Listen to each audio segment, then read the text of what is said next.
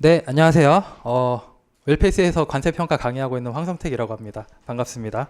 자, 일단 올해 시험 나온 지가 일주일 정도가 됐는데, 일단 제가 이 기출 문제에 대한 해설은 저번 주 시험 당일날 올려드렸었는데, 올해 시험 같은 경우에는 개인적으로 개인적으로 제가 강의를 시작하고 나서부터는 좀 항상 문제가 좀 어렵다, 별로다, 뭐 이런 생각 많이 했는데, 이번처럼 이렇게 별로다라는 생각을 해본 적은 없었던 것 같아요. 진짜 왜 이런 문제가 나왔지? 라는 생각도 되게 많이 했었고, 항상 제가 작년도 그렇고 재작년도 그렇고 문제를 제가 받아서 거의 한 1시간에서 2시간 내에 항상 답안을 올려드렸거든요. 근데 이번에는 좀 답안도 좀 늦었고, 왜 그랬냐? 제가 전날에 또 오랜만에 토요일에 수업이 없어서 좀 술을 좀 먹었고요.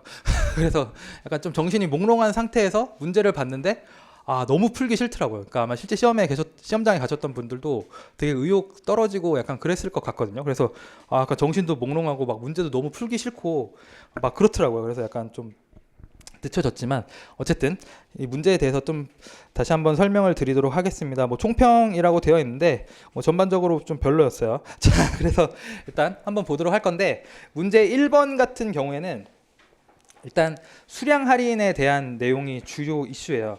수량 할인이 주요 이슈고, 그리고 추가적으로 수량 할인 대신에 일정 수량의 물품을 무상으로 주는 그런 거래 형태에 대한 것이 나왔거든요. 그래서 자, 문제를 보면 항상 물음을 봐야겠죠. 그래서 아래 거래 사실에 기초해서 물음에 답하라고 했으니까 아래 물음을 보시면은 거래 내용 1에서 5월에 수입한 2,000개와 관련해서 다음 물음에 또 답하래. 자, 보세요. 그래서 5월 거래에서 5% 할인된 물품의 관세평가 방안을 쓰라라고 하는데, 대충 봤을 때 여기서 수량 할인이라는 문구가 보였기 때문에 대충 수량 할인 받은 거에 대해서 평가 판단을 하라는 거구나 라는 생각을 해볼 수가 있고, 9월 거래에서 할인 받은 것을 신용채권으로 처리했을 때 어떻게 할 거냐라는 건데, 권고의견 15.1에 수량 할인과 관련된 내용이 나와 있어요. 그럼 거기서 보면은 어떤 식으로 표현을 하냐면, 수량 할인은 고정 가격표에 기초해서 할인이 적용돼야 된다라는 말도 나와 있고, 수량 할인은 수입 전에 결정된 경우와 수입 이후에 결정된 경우가 있을 건데, 당연히 수입 전에 결정된 거는 많이 사면 깎아주는 건 상관행에 너무나도 부합하는 거니까 할인된 가격 기초로 과세가 결정해야 된다라는 말이 있었고, 그때 무슨 말이 있냐? 수량 할인 오케이, 수량 할인 받을 만큼 한 번에 사놓고 분할 선적해도 오케이, 그리고 수량 할인을 누적 수량 할인으로 해도 오케이, 그리고 누적 수량 할인이라는 그 계약 조항을 최초 계약에 넣던지 아니면 그 누적 수량 할인을 적용받을 수 있을 때 계약을 추가를 하던지 상관이 없다, 이런 식으로 표현이 되어 있었고, 그 다음에 수입 이후에 수량 할인이 적용되는 거에 대해서는 인정될 수 없다라고 했었는데, 그때 예시로 나왔던 게 기존 구매 물품에 대해서 누적 수량 할인을 적용할 때 기존 구매 수량까지 소급해서 누적 수량 할인을 적용하는 거는 안 된다라는 식으로 말을 했었고, 안 된다라는 거는 일반법을 배제시키겠다는 게 아니라 그 할인된 그 가격을 기초로 과세가 결정할 수 없다라는 말이거든요. 그 다음에 이제 일정 기간이 지나서 총 구매한 물품에 대해서 추가적인 수량 할인을 소급해서 적용해 주는 것도 안 된다라는 것이 권고 의견 15.1의 내용이었어요. 근데 거기서 소급 할인이 안 된다라는 식으로 말할 때 어떤 식으로 말을 했냐면, 권고 의견 8.1에 신용채권에 따라서 신용채권 관련 규정에 따라서 처리를 하던가, 아니면은 예해 4.1에 있는 가격 조정 약관에 따라서 평가 처리를 해라 라는 식으로 말을 했었거든요. 근데 여기서 신용채권으로 처리를 할 경우라고 되어 있다라는 거는, 이것만 놓고 짐작했을 때는 뭔가 소급 할인 아니면 추가 소급 할인이 있었던 것 같은데, 그거를 신용채권으로 처리를 했다라는 거고, 그 말은 그 다음번 수입한 물품에다가 소급해서 적용할 할인을 추가적으로 적용을 해줬다라는 식으로 생각을 해보면 돼요. 그러면은 신용채권에 따라서 처리를 해줬다라는 거는 신용채권으로 근본 수입 물품에 할인이 발생했다는 거고, 이거는 사실상 선급금과 선급금 때문에 갖고 있는 구매자가 갖고 있는 채권을 수입 물품의 대가와 상계하는 것이거든요. 맞죠? 그렇기 때문에 간접 지급액으로서 과세가 돼야 된다라는 식으로 평가 처리를 해주면 될 것이고, 자세한 건 읽어봐야 되겠죠. 그 다음에 이제 위 거래 내용 1에서 9월에 수입한 4,000개에 대해서 또 평가 처리 관세 평가 방안을 쓰라라고 하는데, 이거는 읽어봐야지 알 것 같고요. 그 다음에 거래 내용 2에서 2023년 1월에 무료로 받은 300개에 대한 관세평가 방안을 쓰라라는 것도 좀 사실관계를 읽어봐야 판단이 되지 않을까라고 생각을 합니다. 그래서 와서 보시면은 국내의 수입자 A와 미국의 수출자 X가 체결한 일반 협정에는 다음과 같은 가격 조정 약관이 있다라고 되어 있거든요. 가격 조정 약관이라고 되어 있으면 막연한 문구로서는 가격 조정 약관으로 인정될 수가 없고 시행 규칙에 나와 있는 세 가지의 요건을 모두 충족해야 돼요. 뭐 우리나라 수입하기 전에 당사자 간에 합의된 산출 공식이 있어야 되고 그 산출 공식은 뭐죠? 수입 이후에 발생하는 사실관계에 따라서 결정돼야 되고 그리고 수입 이후에 발생하는 사실은 당사자간에 통제할 수 없는 변수에 기초해야 된다라는 그 모든 요건을 충족을 해야 되는 거고 막연한 문구만으로는 가격조정 약관을 인정받을 수가 없습니다. 가격조정 약관으로 인정을 받았다라는 거는 수입 이후의 가격 변동을 인정을 해주겠다라는 거고 가격조정 약관으로 인정받지 못했다라는 거는 수입 이후에 감액 환불을 인정해주지 않을 것이기 때문에 수입 전에 합의된 가격 기초로 과세 가격 결정을 해야 된다라고 이해를 해주면 될 것 같거든요. 근데 일단 아래 내용을 와서 보시면 가격 조정 약관이라고 해갖고 동일 영년에 아래 표에 해당하는 수량을 수입할 때마다 수입자 A의 선택에 따라서 표에 정해진 수량 할인 또는 무료 물품을 제공을 한다. 그래서 할인은 동일 영년 수입량에 따라서 누적 할인을 해서 소급해서 적용한다. 누적 할인까지는 오케이인 거고 소급은 이게 권고의견 15.1에 따르면은 안 되겠구나라는 생각을 일단 해보면 될 것 같아요. 그래서 여기 뭐 수량에 따라서 할인을 적용해주는 것과 수량에 따라서 무료 물품을 공급해주는 개수가 뭐 이렇게 나와 있는데요. 자 보세요. 일단 5월에 2,000개 물품을 수입했죠. 2,000개 물품이면은 1,000개 넘어서 1,000개에서 5,000개 사이니까 5%의 수량 할인을 받을 수가 있습니다. 그래서 수량 할인에 따른 수량 할인을 선택해서요. 5% 할인된 인보이스를 받았고 수입 신고를 했습니다. 그럼 여기서 첫 번째 물음의 첫 번째 괄호 1에서 5월에 거래된 5% 할인된 물품의 관세평가 방안은 할인된 가격 기초로 과세 가격 결정할 수 있다라는 판단을 해줄 수가 있는 거고요. 그 다음에 A는 9월에 4,000개의 물품을 수입을 했고요.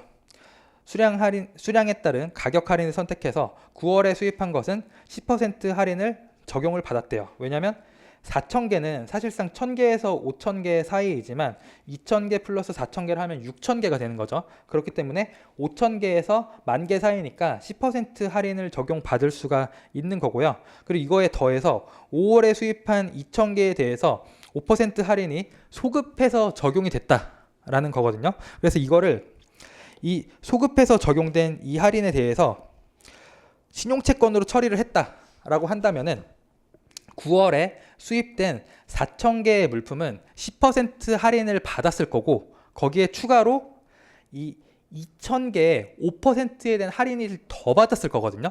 근데 2,000개에 대한 5% 추가 할인은 종전거래 신용채권을 근본 수입 물품의 대가와 상계 처리를 한 거예요. 그러니까 이거는 간접 지급액으로 실제 집가격에 포함시켜줘야 된다라는 식으로 판단을 해주면 되겠죠. 그게 이 물음 1번에 괄호 2에 있는 세부 물음에 대한 답안이 될 것이고요.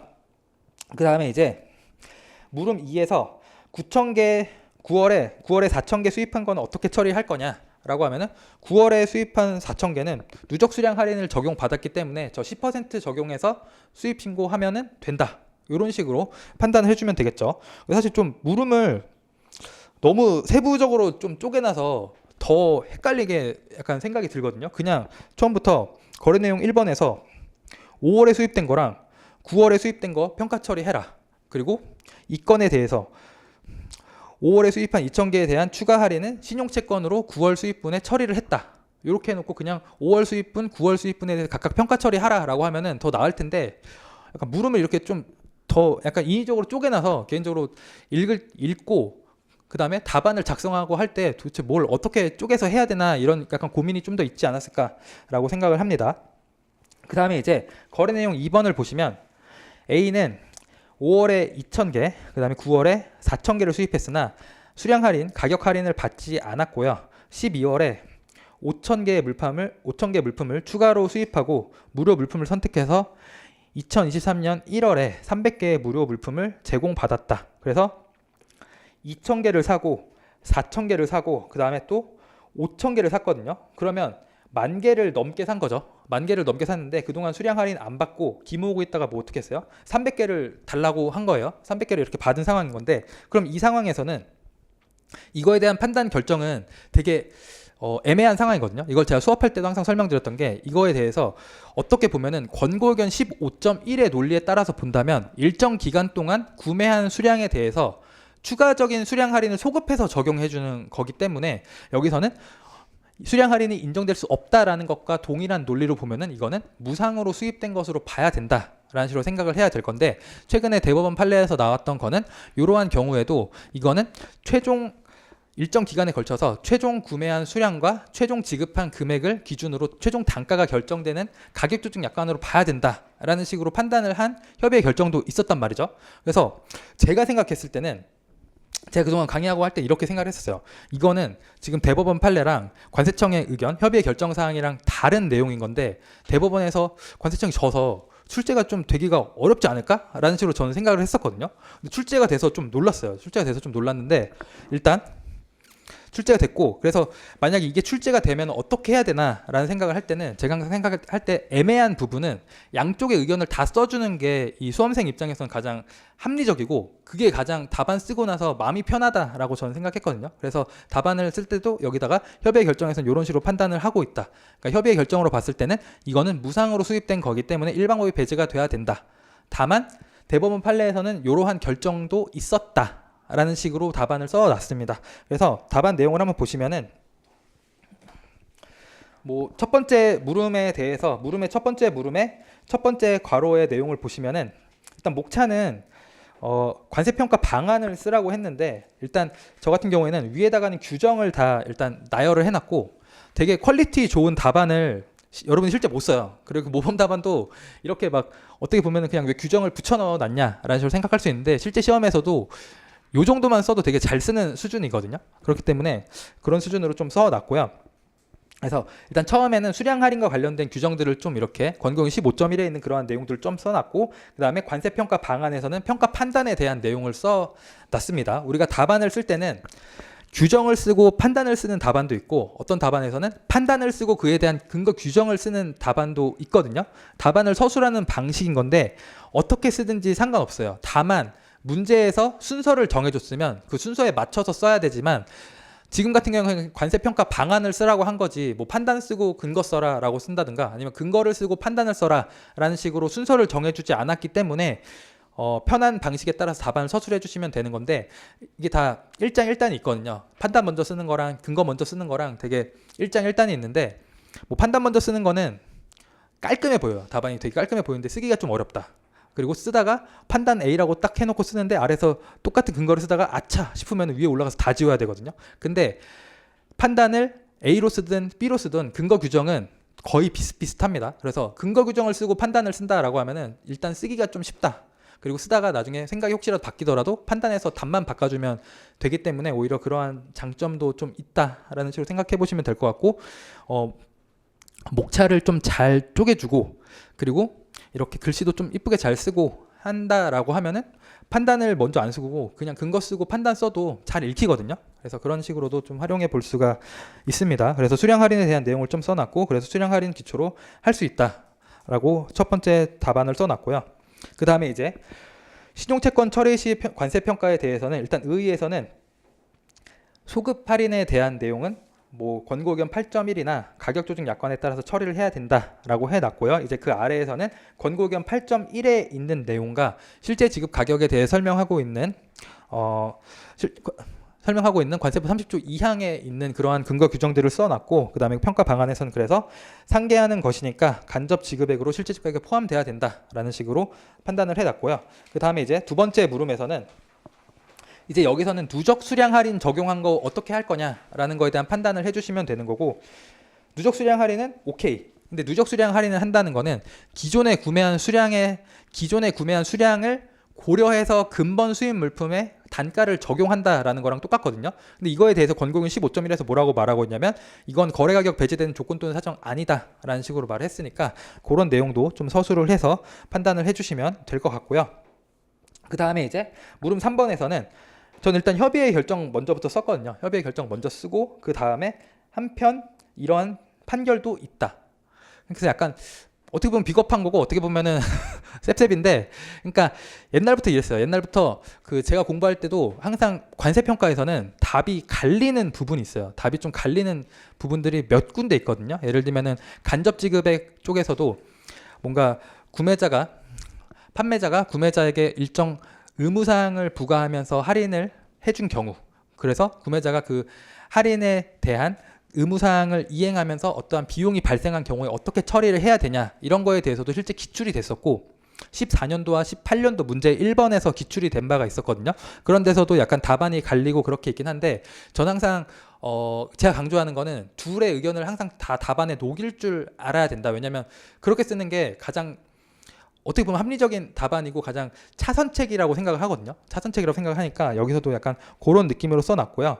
그래서 이것도 그래서 책에서도 제가 여기서 항상 이렇게 나눠서 이렇게 설명을 해놨었어요. 그래서 이런 식으로 항상 판단을 해놨으니까 이월 내용을 좀 줄여서 떠놓은 거다라고 봐주시면 될 것 같고, 어쨌든 뭐 올해 시험 보신 분들은 이것 때문에 약간 좀 애매했을 수 있는데, 내년에 시험 보시는 분들은 하나 제꼈다라고 좀 생각을 해보시면 될 것 같고요.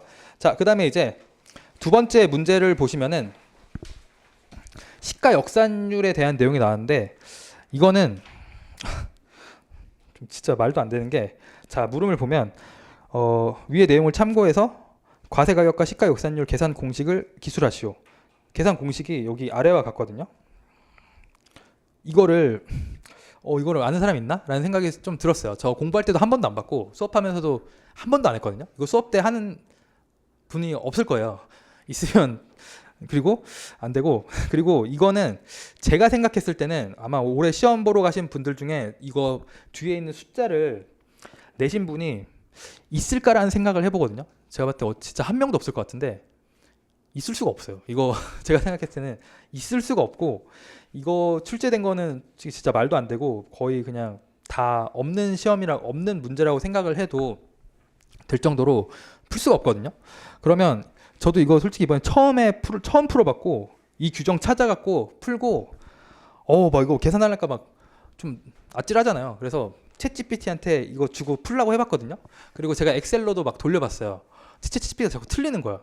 그래서 걔한테 계산하라고 했더니 소수점이 자꾸 여기 뒤에가 좀 틀려. 가격이 틀려. 그래서 엑셀로 해보니까 계속 달라요. 그래서 챗GPT한테 혹시 이게 아니니? 했더니 제가 실수했네요 하면서 막 다시 풀어주더라고요. 참, 어쨌든 그랬습니다. 챗GPT도 틀리는 약간 그런 한 번에 못 푸는 약간 그런 내용이었는데, 솔직히 이거는 뭐 더 할 말이 없어요. 이거 왜 내는지 모르겠습니다. 이거 진짜 아마 이거 내신 분은 평생 후회하지 않을까. 그렇습니다. 그렇다고 해서 이걸 내년에도 또 공부를 하냐? 못할 것 같아요. 제 생각에. 이거 외우는 것도 외우라고 하면 외우는데 굳이 외워야 되나? 라는 생각도 들고, 실무적으로도 쓸 일도 아예 없는 건데 너무 말도 안 되는, 아마 이번에 채점하면서 느끼실 거예요. 뭐 왜 한 명도 못 쓰지? 이런 생각을 아마 하시면서 하지 않을까. 혹시라도 누가 썼으면 그분이 뭐 일단 남들보다 10점, 20점 먹고 들어가는 거니까 엄청 높겠지만, 아무튼 제가 봤을 때는 거의 못 썼을 거다. 쓴 사람이 전체 아무리 많아도 5명? 5명도 말이 안 돼. 한 명도 없을 거예요. 아마 한 명도 없을 거고. 그러니까 이거는 거의 다 빵점인 거나, 아니면은 그냥 만약에 그것 때문에 다 꽈락이 날 것 같다는 생각 들면은 다 만점으로 처리를 해서 뭔가 채점을 하든가 뭐 이런 식으로 돼야 되지 않을까라는 생각을 하는데, 어쨌든 이거는 그렇습니다. 아무튼 그렇고요. 이제 문제 3번 와서 보시면은 3번도 약간 좀 헷갈리더라고요. 저는 이번에 문제 풀 때 약간 좀 몽롱한 상태에서 풀어서 그런지 좀 많이 헷갈렸는데, 자, 다음 거래 내용 기초에서 물음에 답하시오 라고 되어 있으니까 물음을 가서 보도록 할게요. 일단 거래 내용 1번에서 확인 수수료의 관세평가 방안을 쓰라. 확인 수수료의 관세평가 방안은 그 지침을 되게 중요하다라고 저는 생각하고 있었고, 확인 수수료 관련 지침은 정말 좋은 규정이거든요. 그래서 이건 정말 잘 알고 있어야 되는 거고, 그래서 결국에 확인 수수료와 관련된 관세평가 방안 지침 기반으로 쓰면 되는 거고, 거래 내용 1번에서 그 확인 수수료를 판매자가 요청했냐 아니면 구매자가 스스로 했냐에 따라서 평가 판단은 좀 달라지겠죠. 그런 걸 확인해 주시면 될 것 같고, 이제 물음 2번에서는 거래 내용 2에서 1차 신고할 때, 1차 수입 신고할 때 과세 가격에 포함되어야 할 보험료와 운임의 합계를 구하고 포괄 예정 보험 계산 방법을 기술하시오. 포괄 예정 보험 계산 방법은 우리가 오늘도 배웠었던 그러한 내용이죠. 그래서 포괄 예정 보험은 이렇게 그 규정을 그냥 서술해 주시면 되고요. 포괄 예정 보험은 보험 명세서로 한다. 근데 보험 명세서가 없으면은 보험 예정 서류를 한다. 보험 예정 서류니까 잠정 가격 신고하고 확정 가격 신고할 수 있다. 근데 포괄이니까 납세자가 원하면은 최초 수입 신고권에다가 전액 잠정 후 확정할 수 있다. 이런 느낌으로 답안을 서술해 주시면 되는 거고 1차 수입 신고 시 과세 가격에 포함해야 할 운임 보험료의 합계는 사실관계를 파악을 해봐야 될 것 같습니다. 그 다음에 이제 물음 3번을 보시면 거래 내용 1의 수입 신고 가격을 기초로 해서 거래 내용 2의 I의 과세 가격을 결정할 수 있는지를 검토를 하고 사실관계를 봐야겠죠. 그 다음에 중국에서 한국으로 해상 운송 비용이 $200이고 보험에 가입하지 않았을 때 I가 수입 신고하는 양파의 과세 가격을 구하시오. 그다음에 뭐 4월, 7월 뭐 이런 내용이 나와 있는데 일단 앞에 가서 사실관계를 보도록 하겠습니다. 그래서 보시면은 일단 국내 수입업자 J는 2022년 1월 중국 산동성 수출업자 Y로부터 양파를 수입하면서 대금 지급 취소 불능 신용장으로 하기로 했다. 그래서 Y는 J와 최초 거래고 그 다음에 거래 금액이 많으므로 중국 소재 은행에게 신용장 확인을 한다고 통보했다. 누가 통보했는지 보세요. Y가 통보한 거거든요. Y가 누구냐? 수출업자예요. 그러니까 수출업자가 금액도 크고 최초 거래니까 뭐 농협은행, 기업은행 못 믿겠다라고 해갖고 신용장 확인을 추가를 한 겁니다. 그렇다고 하면 관련된 확인 수수료가 발생하면은 이거는 실제집 가격에 포함돼야 되는 비용이 되겠죠. 그래서 그렇게 보시면 되고, 근데 여기서는 Y가 J에게 보낸 인보이스에 이미 확인 수수료가 포함되어 있대요. 그러니까 뭐 별도로 뭐 찾아서 간접 지급으로 하거나 그럴 필요는 없겠죠. 인보이스에 포함되어 있다라고 하면 이게 뭐 물품 가격에 포함되어 있거나 아니면은 뭐 별도로 되어 있을 건데 어쨌든 뭐 공제유소 아니니까 공제할 수 없다 이런 생각도 하시면은 될 것 같고요. 그리고 양파를 톤당 지금 800불에 수입 신고를 했는데 세관에서는 심사한 후 저가 신고로 판단을 했기 때문에 뭐 추가 관세 및 가산세를 부과를 했습니다. 그래서 행정 소송을 했고 그 다음에 제가 일부 승소해갖고 톤당 890불이 되었다. 뭐 이런 식으로 지금 나와 있는데요. 거래 내용 1에서 우리가 판단하라고 했던 거는 확인 수수료에 대한 내용이었거든요. 확인 수수료 관련된 지침을 서술을 해주고 여기서는 실제 집 가격에 포함돼야 되는 확인 수수료다라고 해주고 이미 포함되어 있기 때문에 공제할 수 없다. 뭐 이 정도 느낌으로만 서술을 해주시면 될 것 같고 이제 물음 2에서는 이제 거래 내용 2번에 대한 내용이 나왔었죠. 그래서 포괄 예정 보험 관련된 내용 그냥 서술해 주시면 되는 거고 과연 얼마가 가산이 돼야 되냐라는 그러한 운임 보험료 얼마가 가산이 돼야 되냐 이런 내용도 나와 있었으니까 한번 보도록 하겠습니다. 자, I는 4월에 X로부터 양파 100톤을 1년 동안 수입하는 계약을 체결했고요. 1차 수입 양파 10톤을 톤당 500불에 잠정 수입 신고하였다. 그래서 1년 동안 I는 1년 동안 양파 수입과 관련해서 포괄 예정 보험 1000불에 가입을 했고요. 그리고 1차 양파 수입할 때 보험료 1000불에 그냥 수입 신고를 했대요. 그냥 전액 최초 수입권에다가 가산을 했다라고 봐주시면 되겠죠. 뭐 가능한 거니까. 그 다음에 DTD 거래 운임 명세서에는 중국의 내륙 운송 비용 $50, 그 다음에 해상 운임 $200, 컨테이너 임차료 $50, 그 다음에 수입항에서의 하역비, 수입항 도착 이후에 운송료 $50가 포함이 되어 있다라고 되어 있는데 일단 포괄 예정 보험 $1000 다 과세가 돼야겠죠. 이걸 나눠서 뭐 한다거나 그런 말이 없었으니까. 그 다음에 이제 DTD 운임 명세서에 여러 가지 항목들이 나와 있었는데 이 항목 중에서 과세가 돼야 되는 것들은 수입항 도착해서 본선하역 준비가 완료되는 시점까지잖아요. 그래서 보면은 당연히 중국 내륙 운송비, 해상 운임, 그다음 컨테이너 임차료는 과세가 돼야 되는 거고요. 그다음에 수입항에서의 하역비는 수입항 도착 이후에 비용이니까 과세가 되지 않고 수입항 도착 이후의 운송료 역시도 과세가 되지 않습니다. 그래서 물음 2에서 요구하는 숫자는 1300이 되겠죠? 맞죠? 1300불이 됩니다. 그래서 1300불이 되는 거고 그 다음에 이제 2022년 4월 중국 양파 평균 수입 가격은 톤당 CIF로 1000불이었고요. X는 2022년 7월 다른 수입자에게 양파를 톤당 950 FOB에 판매를 했다, 수출을 했다, 뭐 이런 식으로 나와 있었죠. 그래서 세관이 봤을 때 I의 수입 신고 내역을 심사한 후 평균 수입 가격과 차이가 있는 것에 대해서 소명을 요구를 했는데 I가 뭐라고 했냐면 우리는 장기 대량 구매 계약 체결했고 할인을 받았고요.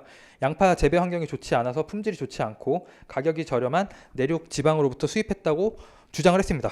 국내에서 판매할 때도 이런 말을 했을지 참 궁금하네요. 자, 그러나 I가 제출한 계약서에는 가격 할인에 대한 내용이 포함되어 있지 않고 계약서도 사후에 작성된 것으로 판명했다. 어때요? 구리죠? 맞죠? 이거는 지금 양파 품질이 구린 게 아니라 이 소명한 내용이 구린 거거든요. 그래서 이런 경우에는 당연히 세관장에 정확성이나 진실성을 의심할 만한 합리적인 사유가 해소되지 않았기 때문에 일방법이 배제가 될 거다라는 식으로 생각을 하면 되는 거고, 분석을 했더니 어땠냐? 저기 내륙 지역이 아닌 산동성 양파랑 99% 이상 일치하는 것으로 확인이 됐다.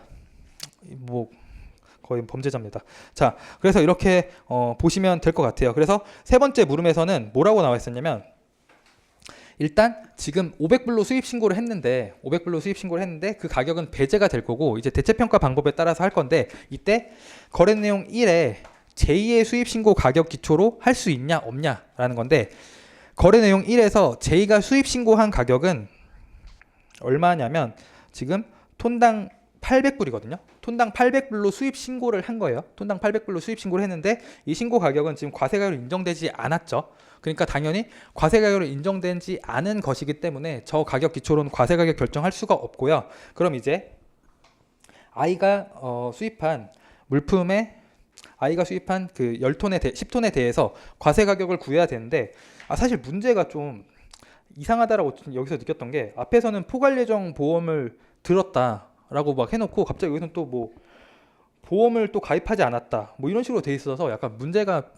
제가 생각했을 땐 좀 뭔가 앞뒤가 안 맞는다라는 생각을 했었거든요. 앞에서는 뭐 포괄 예정 보험을 해서 뭐 $1,000가 발생했고, 그 다음에 DTD 해갖고 운임이 얼마가 들었고 해서 막 운임에 대한 내용도 나와서 1,300 운임 빼고 300불이라는 수입판까지 운임이 제시가 됐는데, 갑자기 여기서는 보험은 없고 그 다음에 해상 운송 비용은 200불으로만 봐라라는 식으로 하는 게 조금 좀 앞뒤가 좀 잘 안 맞았거든요. 그래서 약간 그런 느낌도 들었었는데, 어쨌든 그 내용만 좀 본다라고 하면은 지금 우리가 쓸 수 있는 거는 여기서 이 가격도 못 쓰는 거고, 지금 500불 이거는 배제가 된 거고요.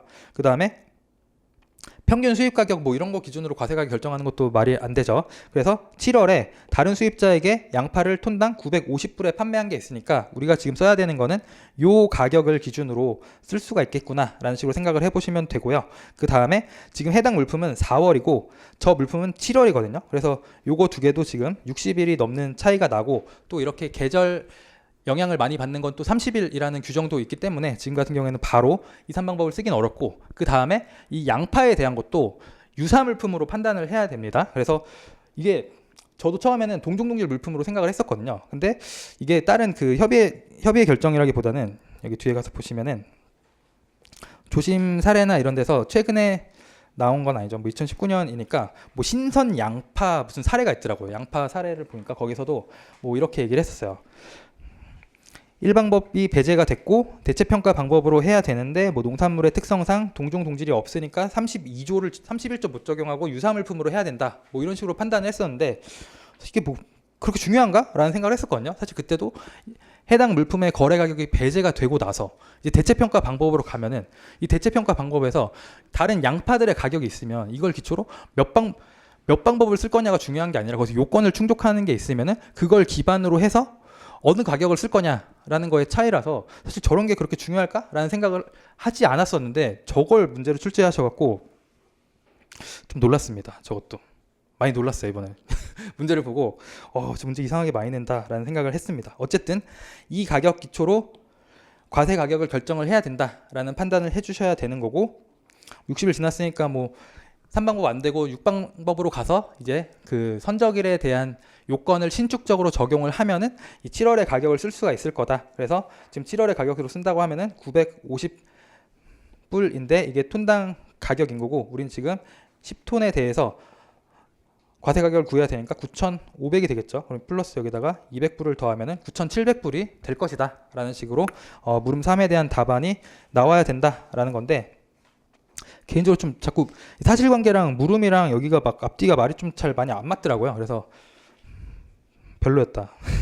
어쨌든 개인적으로 좀 이상했습니다. 자, 그렇게 보시면 될 것 같고요. 그 다음에 답안을 보시면 확인 수수료 관세 평가는 일단 처음으로 의의에다가는 지침에 있는 그러한 내용을 좀 많이 써놨어요. 지침에 있는 내용을 그냥 순차적으로 이렇게 써놨고 배점이 다 10, 10, 10이기 때문에 어쨌든 10점 배점에 맞춰서 좀 써놨고 판단은 실제 집 가격으로 과세를 한다라는 판단을 서술해 주시면 되고요. 그 다음에 거래 내용 2번에서 얼마가 가산이 돼야 되냐라는 거에 대해서는 1,300이 돼야 된다 라는 식으로 해놨고 여기 위에다가는 이제 관련 규정을 좀 써놨습니다. 국내 규정들만 위주로 써놨고요.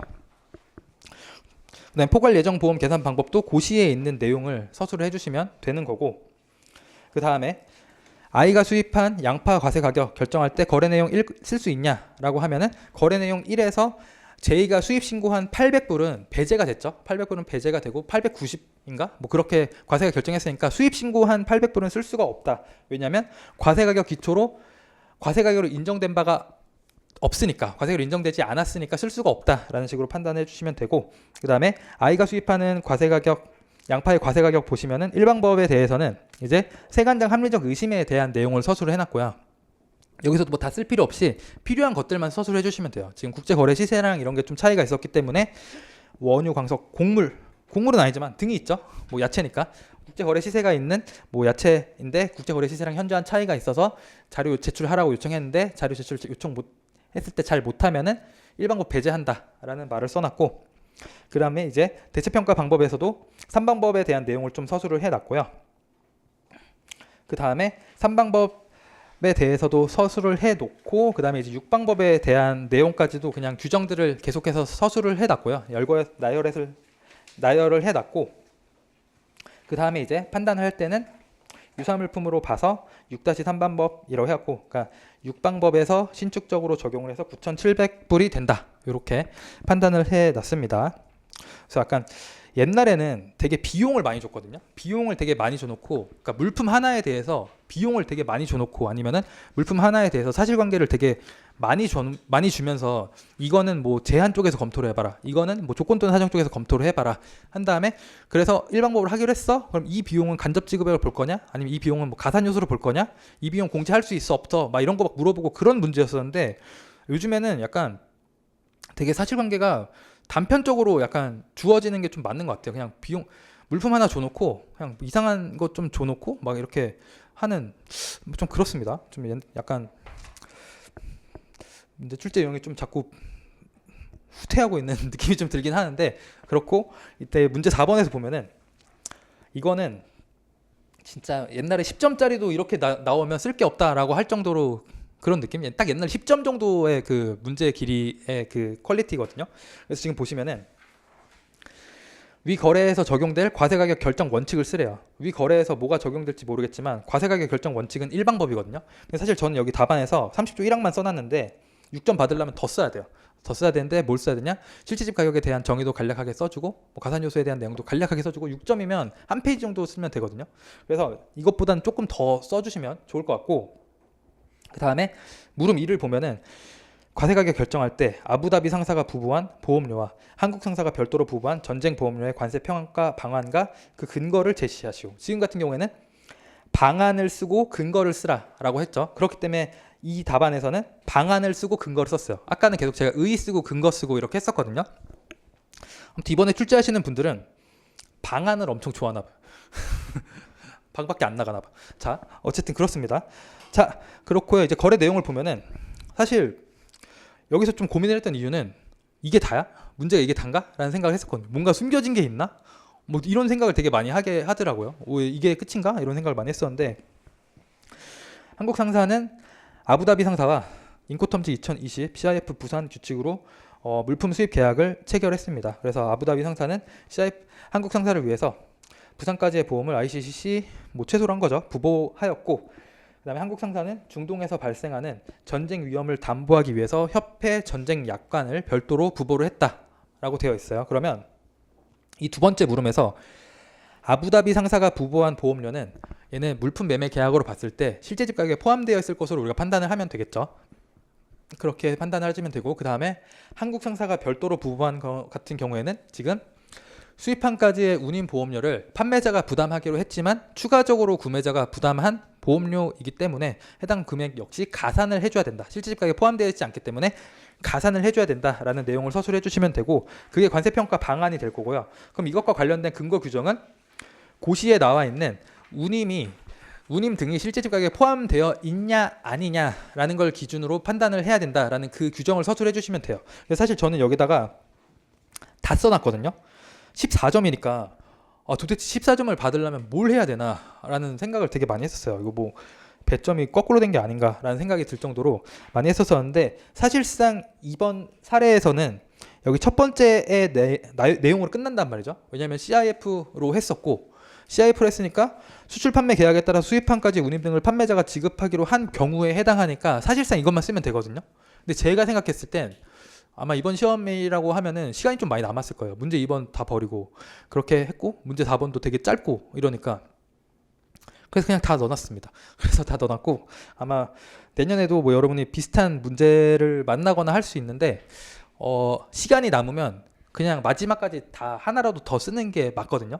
그래서 이렇게 막 시간이 막 남는다라고 하면 일단 쓰다가도 뭐 앞에 반 페이지나 한 페이지 정도 이렇게 비워놓고 앞에다가도 충분히 더 가서 쓸 수 있도록 이런 식으로 준비하는 것도 맞지 않나라고 생각하는데, 저 같은 경우는 항상 시험은 기세라서 1, 2, 3, 4 순서대로 풀어라 항상 되게 강조를 많이 하거든요.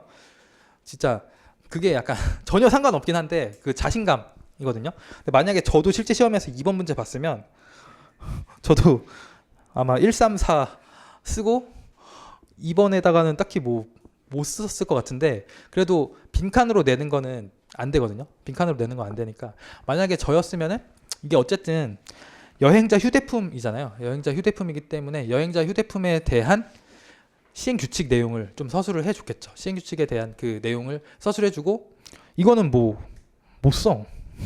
이거 못 써요. 개인적으로 봤을 때는 못 쓰는 거니까 이런 거 너무 걱정하지 않으셔도 될 것 같습니다. 어쨌든 이렇게 해서 2024년 기출문제 해설 마치도록 하겠습니다. 고생하셨습니다.